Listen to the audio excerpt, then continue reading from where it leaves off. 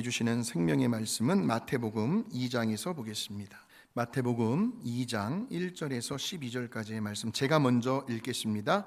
헤롯 왕 때에 예수께서 유대 베들레헴에서 나심에 동방으로부터 박사들이 예루살렘에 이르러 말하되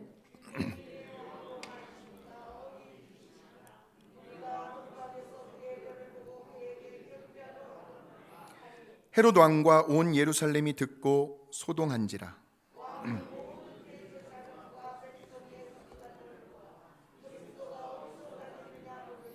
이르되 유대 베들레헴이오니 이는 선지자로 이렇게 기록된 바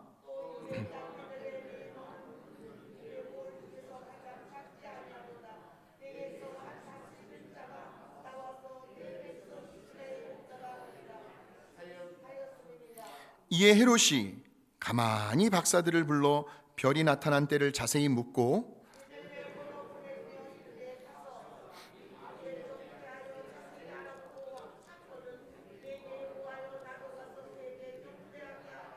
박사들이 왕의 말을 듣고 갈새 동방에서 보던 그 별이 문득 앞서 인도하여 가다가 악이 있는 곳 위에 머물러서 있는지라. 집에 들어가 아기와 그의 어머니 마리아가 함께 있는 것을 보고 엎드려 아기께 경배하고 보배합을 열어 황금과 유향과 모략을 예물로 드리니라. 그들은 꿈에 로데게로 돌아가니라. 아멘. 할렐루야. 이제 우리 예수님께서 이 땅에 태어나신 날이 불과 일주일 앞으로 다가왔습니다. 그래서 오늘 설교의 제목을 어떻게 정할까 기도하면서 고심하다가 예수님을 어떻게 맞이할 것인가 라는 제목을 정해 보았습니다. 왜냐하면 그때 당시에 우리 예수님께서 유대 베들레헴에서 태어나셨을 때예요. 우리 예수님을 맞이했던 세 부류의 사람들이 오늘 본문의 말씀 속에 등장을 하고 있기 때문입니다. 자, 그래서 여러분들 오늘 설교를 들으시면서 오늘 저와 여러분은 나는 이 세 부류의 사람들 중에 과연 어떤 부류에 속하는 사람인가 여러분들 스스로에게 한번 질문을 해보시기 바랍니다. 나는 어떻게 우리 예수님을 맞이할 것인가 한번 생각해 보시면서 성탄절을 맞이하는 우리의 마음가짐을 다시 한번 새롭게 다짐해 볼 수 있는 그러한 귀한 은혜의 시간이 되셨으면 좋겠습니다. 자, 그래서 해마다 성탄절이 다가올 때쯤 되면요, 왠지 모르게 세상은 떠들썩해집니다. 교회에 안 다니던 세상 사람들도요, 이맘때만 되면 괜히 마음이 들떠요. 그리고 막 설레이기도 하고요. 또한 성탄절의 진정한 의미가 무엇인지도 모르면서 그렇게들 다들 기뻐하는 모습을 보게 됩니다. 그리고 거리에는 휘황찬란한 오색빛과 함께 크리스마스 캐롤이 울려 퍼지죠. 거기에다가 눈까지 내린다면 금상첨화일 것입니다. 화이트 크리스마스요. 올까요, 안 올까요? 뿐만 아니라 쇼핑몰에 가보면요, 크리스마스 트리가요 이렇게 막 천장에 닿을 듯이 높이 세워져 있습니다. 그리고 사람들마다 그 양손에는 선물 꾸러미가 들려져 있고요. 뭔가 들뜬 마음에 서로가 바쁘게들 움직이죠. 또한 서로에게 메리 크리스마스라는 인사를 하면서 기쁨의 마음을 나누기도 하고요. 또 요즘에는요, 요즘 젊은 사람들은 카드 편지를 안 쓴대요. 카톡이 있잖아요. 인스타그램으로 또 페이스북으로 SNS로 감사의 카드를 서로 주고받기도 합니다. 이렇게 성탄절은 해마다 세상의 모든 사람들에게 어떤 설레임과 기쁨을 가져다 줍니다. 자, 그런데요, 실제로 성탄절의 주인공이신 우리 예수님께서 정확히 말한다면 2022년 전에 저 팔레스타인 땅에 태어나셨을 그때 당시에는 세상이 그렇게 떠들썩하지를 않았습니다. 그저 저 동방에서부터 먼 길을 달려온 몇 명의 박사들하고요, 또 양을 치는 몇몇의 목자들을 제외하고는 그 누구도 우리 예수님의 탄생하심을 축하하기는커녕 관심을 갖지 않았어요. 눈길을 주지도 않았습니다. 그래서 우리 예수님은 외로움 가운데 태어나시죠. 자, 그러니까 우리 예수님께서 태어나셨을 그때 당시의 배경을 잠깐 살펴보자면, 우리 예수님은 당시 로마의 식민지하에 있던 유대 나라, 유대 민족, 그 지역의 아주 자그마한 산골 동네, 즉 베들레헴에서 태어나십니다. 물론 이 당시에 로마는요, 약 600년 동안 전 세계를 지배하고 있었어요. 마치 현재의 미국이요, 정치적으로, 군사적으로, 경제적으로 여러 면에서 전 세계에 막강한 영향력을 행사하고 있는 것처럼, 근데 사실 돌아보면 이 미국이 이렇게 되기까지는 불과 얼마의 시간이 흐르질 않았습니다. 즉 그 시기가 제2차 세계대전 직후부터니까 1945년부터라고 한다고 한다면 이제 불과 77년밖에 지나질 않은 거죠. 예. 미국이 언제까지 또 이런 영향력을 행사할지는 모르겠습니다만 하나님은 알고 계시겠죠. 예. 그런데 로마는 무려 600년이라는 시간 동안 세계를 지배하고 있었단 말이에요. 그래서 그때에 그 영향을 받아서인지 저 워싱턴 DC에 있는 백악관, 그 건축물을 보게 되면 다 로마식으로, 로마의 건축 양식을 본떠서 만들었다는 거죠. 전 세계에 이 로마의 영향력이 안 간 곳이 없어요. 그러니까 이처럼 로마가 오랜 시간 동안 세계를 지배할 수 있었던 이유가 몇 가지가 있었는데, 그 중에 하나가 그들은 식민지하에 있는 그 피민족들, 그 현지인들의 문화와 그들의 종교를 인정해 주었습니다. 그리고 그들의 사유재산을 착취하지도 않았고요. 그래서 그들만의 자치 정부를 두게 해서 행정적으로 그들 스스로가 자기 민족들을 관할하고 다스리게 했던 거예요. 이것을 분봉왕 제도라고 합니다. 그래서 비교적 반란의 소지가 적은 지역에는 분봉왕을 두어서 다스리게 했고요. 반면에 좀 말을 잘 안 듣는, 좀 성격이 터프하고 거친 사람들이 모여 있는, 골치가 아픈 지역에는 로마 정부가 직접 그곳에 총독을 파견하여 그 지역을 관할하게 했습니다. 그런데 이때의 이 분봉왕이라는 것은 여러분들이 잘 아시겠지만 로마 제국으로부터 분할된 지역을 다스리는 제한된 왕이었습니다. 자기 혼자서 어떻게 마음대로 할 수가 없어요. 그 배후에 로마 정부가 있었기 때문이에요. 그래서 분봉왕이 있는 지역은 가급적이면 로마 정부에서 개입을 잘 하지 않습니다. 그저 그냥 정기적으로 세금만 잘 바치면 되었고요. 또 특별히 어떤 분란과 소동만 일어나지 않게 한다면 그 어떠한 간섭도 터치도 하지를 않았어요. 바로 오늘 우리가 읽었던 이 본문의 말씀 1절에 보시면 헤롯 왕 때에 라고 나오는데 대헤롯을 이야기합니다. 바로 그 왕이 그 당시에 팔레스타인 땅 전 지역을 다스리고 있었던 분봉왕이었어요. 근데 이 헤롯은요, 참 안타깝게도 유대인의 혈통으로 태어나지 않았습니다. 이방인의 피가 섞여 있는 에돔 족속의 출신이었어요. 그러니까 유대인의 정통성과는 전혀 아무런 관련이 없는 그러한 족속이었다는 거죠. 그래서 우리 예수님 당시에 이 팔레스타인 지도를 보게 되면 북쪽으로는 갈릴리가 있고 가버나움이 있습니다. 그리고 남쪽으로는 예루살렘과 베들레헴이 있었지요. 그리고 그 중간에는 사마리아 지역이 있고요. 그리고 바로 그 옆으로 흐르고 있는 강이 있었는데 그 강이 요단강이고 그 요단강 바로 밑에가 사해, 죽음 바다가 있었습니다. 바로 그 사해 밑에서 자리를 잡고 살았던 족속이 바로 에돔 족속이었어요. 근데 BC 722년경에요. 북이스라엘은 아수르 민족에게 망하게 되잖아요.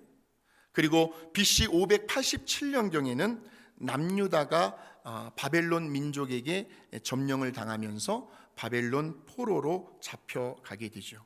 바로 그때에 그 공백 기간, 그 아수라장이 된 그 기간을 틈타서 이 에돔 족속이 슬그머니 고개를 쳐들고 남쪽 지역으로 올라온 거예요. 그리고는 팔레스타인 땅의 맨 남쪽 지역을 거의 다 장악해 버렸고요. 그곳에서 정착을 하며 살게 됩니다. 그래서 우리 예수님이 태어날 당시에는요, 사실상 유대 민족이 아닌 이 에돔 족속이 유대 나라의 남부 지역을 거의 대부분 차지하고 있었다라고 보시면 돼요. 바로 그 에돔 족속 중에서 이 헤롯이라는 사람이 그 지역의 분봉왕이 된 겁니다. 자, 그러니 정통 유대인들의 입장에서는 어떻겠습니까? 그 헤롯을 그들의 왕으로 인정할 수가 없는 거죠.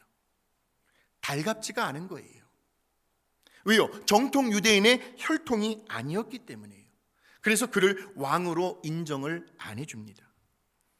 그러니까 이 헤롯은 비록 분봉왕이라는 왕의 권력과 위치의 자리에 있긴 했지만 그 자리가 마치 가시방석과도 같은, 그래서 마음이 편치가 않았습니다.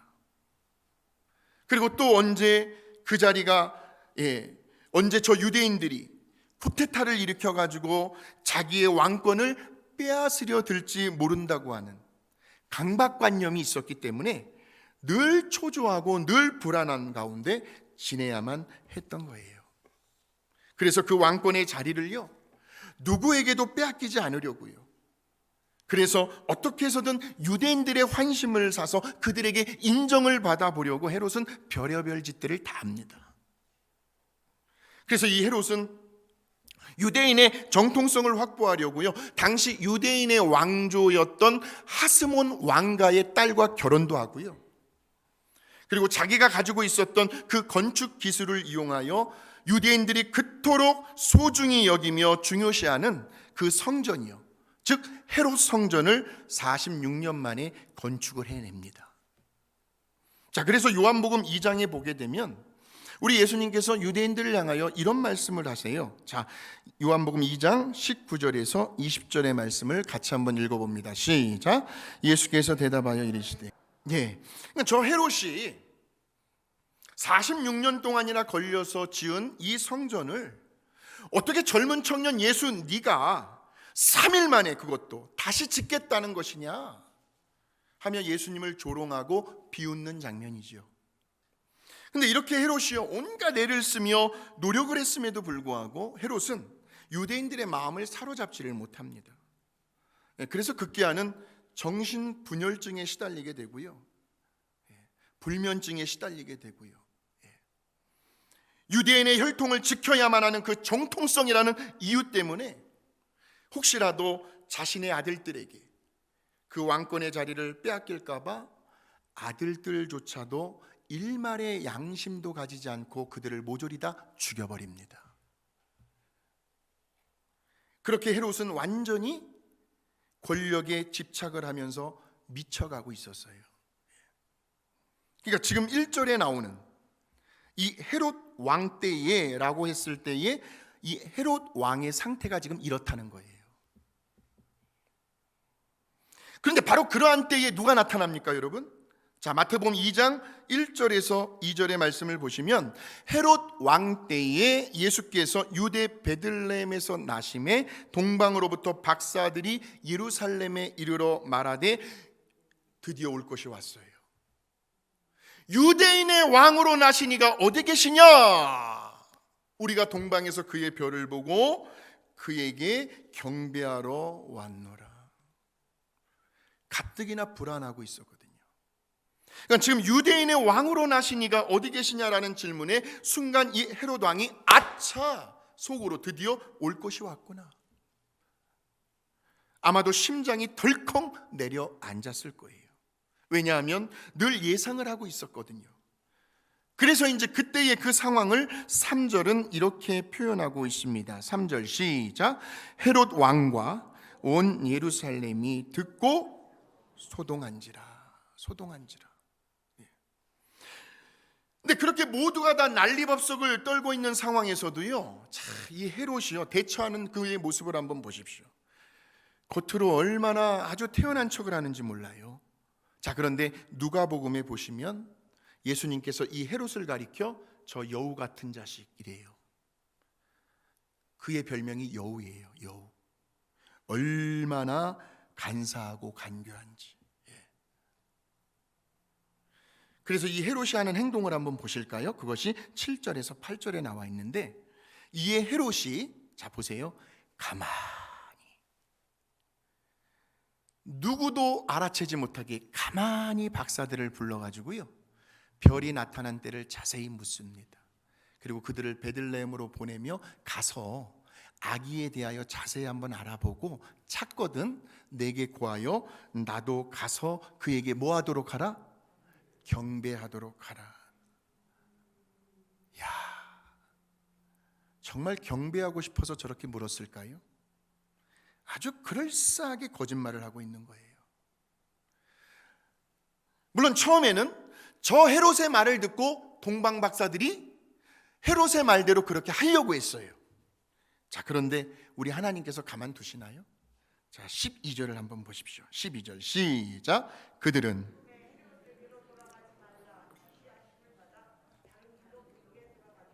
아멘. 꿈의 천사들의 지시를 받아 결국 헤롯에게로 다시 돌아가진 않습니다.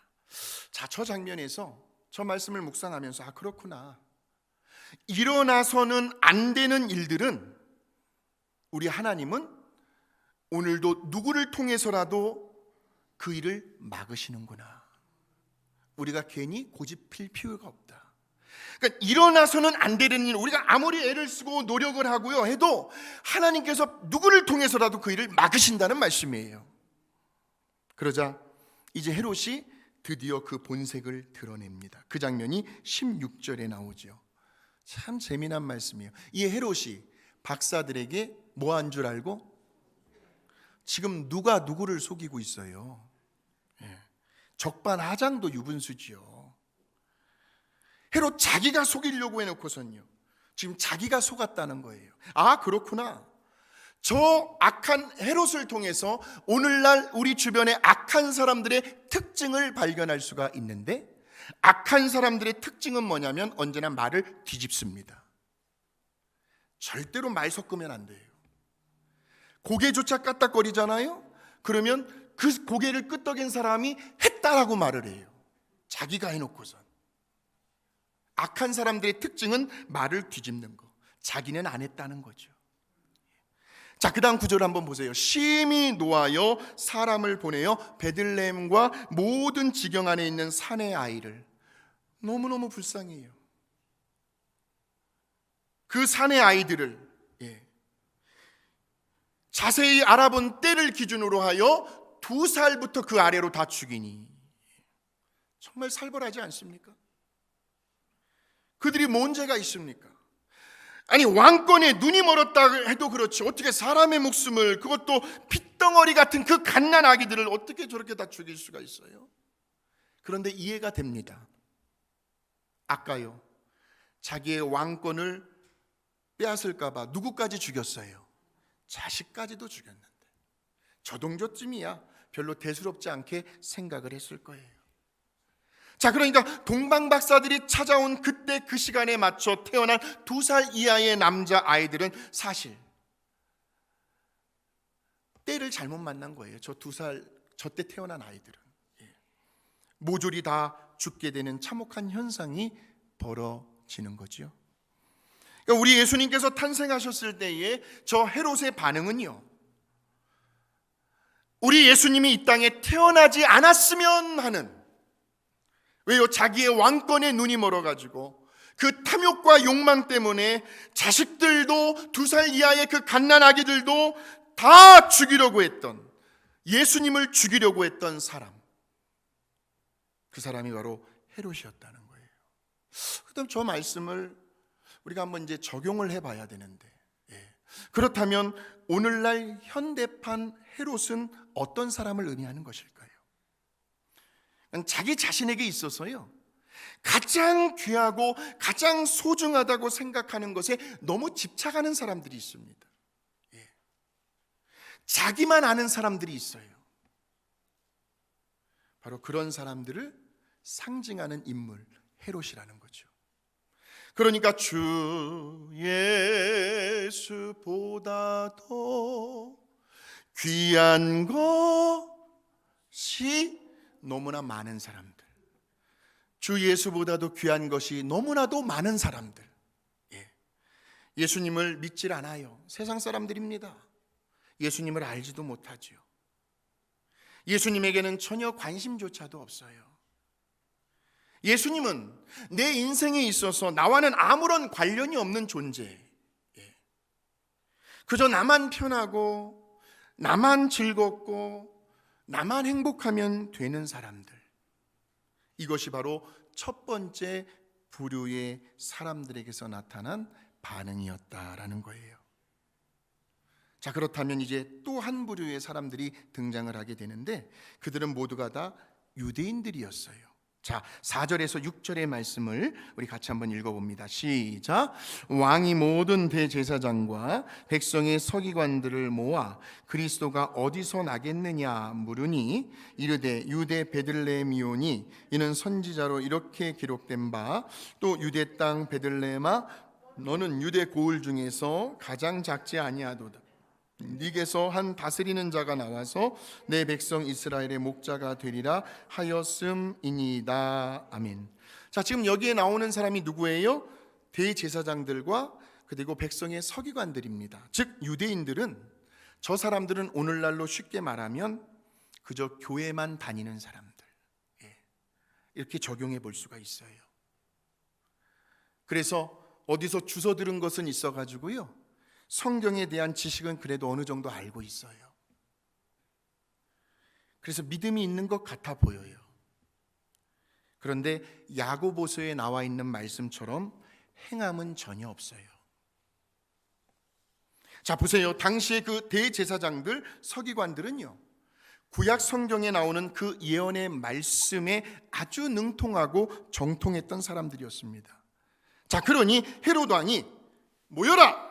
도대체 그리스도가 어디서 나겠느냐라고 물었을 때 그들은 한치의 망설임도 없이 미가 선지자의 예언의 말씀을 근거로 해서 예수님이 탄생하시는 그 장소까지 정확히 알아맞혀내죠. 그곳이 어디예요? 유대 땅 베들레헴입니다. 그런 거예요. 그러니까 지식적으로는, 머리로는 예수님의 탄생을 알고 있지만, 그러나 가슴으로는 예수님께 경배를 드릴 수 없었던, 그저 무늬만 교인이에요. 별다른 감흥이 없어요. 올해도 성탄절이 다가왔구나.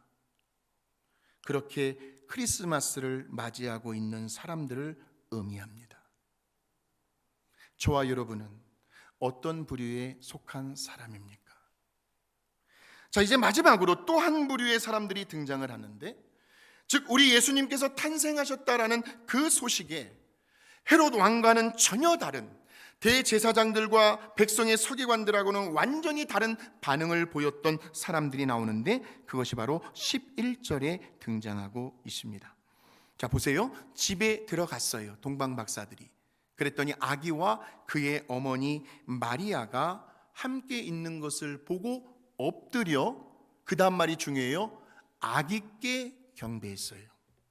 마리아에게 경배하지 않았어요.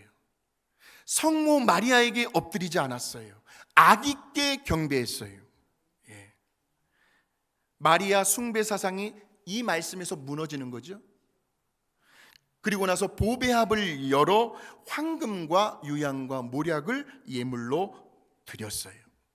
자, 그러니까 바로 그 동방 박사들은요, 얼마나 우리 아기 예수님의 탄생을 그토록 사모하며 기다렸는지, 그 머나먼 길을 하나도 피곤치 아니함을 느끼며 하늘의 별을 따라 몇 날 며칠 몇 달을 걸려 우리 예수님이 태어나신 그 장소로 달려온 거예요. 이것은 예배를 드리는, 예배를 참석하는, 이제 돌아오는 그 성탄주의를 맞이하는 저와 여러분의 자세가 되어야 한다는 말씀이에요. 그리고는 먼저 아기 예수님께 엎드려 경배를 하고, 그리고 그들이 가장 귀하고 소중하게 여기는 그 보배합을 열어서 황금과 유향과 모략을 예물로 아기 예수님께 드리죠. 그런데 이때에 저 유향은, 일반적으로 유향은요, 일종의 이 향신료입니다. 향료로 쓰이고 또는 성전에서 제사를 드릴 때 분향을 위해 사용되기도 했고요. 그리고 모략의 용도는 보통 시체가 부패되지 않도록 시체 위에 모략을 발라요. 그리고 사형수에게 죽음의 고통을 덜어주기 위해서 주는 마취제로 사용이 되었던 거예요, 모략이요. 자, 그리고 황금은 보통 왕에게 선사하는 존귀함을 나타내는 의미가 있는데, 그러니까 지금 황금과 유향과 모략이 상징하고 있는 것은 뭐냐면 우리 예수님이 이 땅에 왕으로 오셨다는 거, 그리고 유향이라는 것은 예수님의 신성, 그리고 모략은 예수님의 인성을 상징하는 그런 예물들이었다는 거예요. 왜냐하면 나중에 우리 예수님께서 십자가에 죽으셨을 때 그것을 기념하기 위해서 모략을 발라주잖아요. 상징적인 의미를 가지고 있다는 겁니다. 자, 그렇다면 오늘 우리는 이 세 부류의 사람들 중에 당연히 누구와 같이 우리 예수님의 탄생을 맞이해야 할까요? 두말할 것도 없죠. 바로 동방 박사들입니다. 우리 예수님께서 이 땅에 오심을 그토록 간절히 사모하고 갈망하면서요, 지금 우리들이 현재 처해 있는 그 여러 다양한 형편들, 처지에 상관없이 최선을 다하여 최고의 선물을 우리 예수님께 한번 드려보자는 거죠. 그러니까 그저 해마다 찾아오는 성탄절이니까 주부에 보니까 성탄 감사헌금 봉투가 있네. 그저 그냥 대충 5불, 10불, 20불 얼마 정도의 그냥 성탄 감사헌금을 드리는 것이 아니라, 갑자기 지난주에 설교를 준비하면서 하나님, 지금 저 동방박사들이 아기 예수께 경배하며 보배합을 열어서 그들이 가장 귀하게 여기는 황금과 유향과 모략을 예물로 드렸는데 이 부분을 어떻게 우리 성도님들과 적용해 볼 수 있을까 하는데 이런 감동이 찾아왔어요. 올 한 해 내가 한번 최고의 음식으로, 지금까지 내가 나가서 최고로 비싼 외식을 한 적도 있고, 우리 주변에 정말 많은 지인들에게 좋은 음식을 또 대접한 일도 있고, 그런 음식 값보다도 더 비싼 값으로 우리 예수님께 식사 한번 대접해 봐야겠구나 하는 감동이 왔어요. 그것을 성탄 감사의 예물로 한번 준비해 보면 어떨까 하는, 적용하는 부분에 있어서 그런 생각이 온 거예요. 그러면서 다시 한번 우리 예수님을 날 구원하신 구세주로, 내 인생의 주인으로, 내 마음 가운데, 우리의 가정 가운데, 우리의 교회와 또 삶의 일터 가운데 한번 모셔 드려보는 거죠. 마치 동방 박사들이 그들에게 가장 소중하고 귀한 그 보배합을 열어서 황금과 유향과 모략을 아기 예수님께 드린 것처럼, 올해 맞이하게 되는 그 성탄절 때에는 정말 우리 아기 예수님께 최고의 감사의 예물을 한번 드려보는 저와 여러분의 그 마음가짐과 그러한 믿음이 되었으면 좋겠다 하는 생각을 해보았습니다. 비록 오늘 우리들이 처해 있는 그 현실적인 환경, 상황, 생활 수준, 삶의 여건은 다 다르다 할지라도 우리를 구원하시기 위하여, 또 우리에게 영원한 천국을, 영생을 선물로 주시기 위하여 이 땅에 오신 그 아기 예수님을 우리들이 온 마음과 정성과 힘을 다해 영접하고 맞이할 수 있는 그런 뜻깊은 성탄절이 되셨으면 좋겠습니다. 그래서 우리 아기 예수님 때문에 그냥 나와는 아무런 관련이 없는, 아무런 역사가 나타나지 않는 그러한 예수님의 생신 성탄절을 그냥 보내는 것이 아니라 우리의 영혼육이 더욱 새로워지고 치유가 되고 회복이 되고, 우리의 가정은 더욱더 화목해지고, 우리 교회는 더욱더 평안해지며 부흥이 되고, 직장과 비즈니스는 더욱 잘 되고 형통하게 되는, 그래서 다른 그 어느 때보다도 우리 예수님 탄생하심으로 인하여 더욱 큰 기쁨과 감사가 갑절로 넘쳐나게 되는 저와 여러분이 되시기를 우리의 구주가 되시는 아기 예수님의 이름으로 간절히 축원드립니다.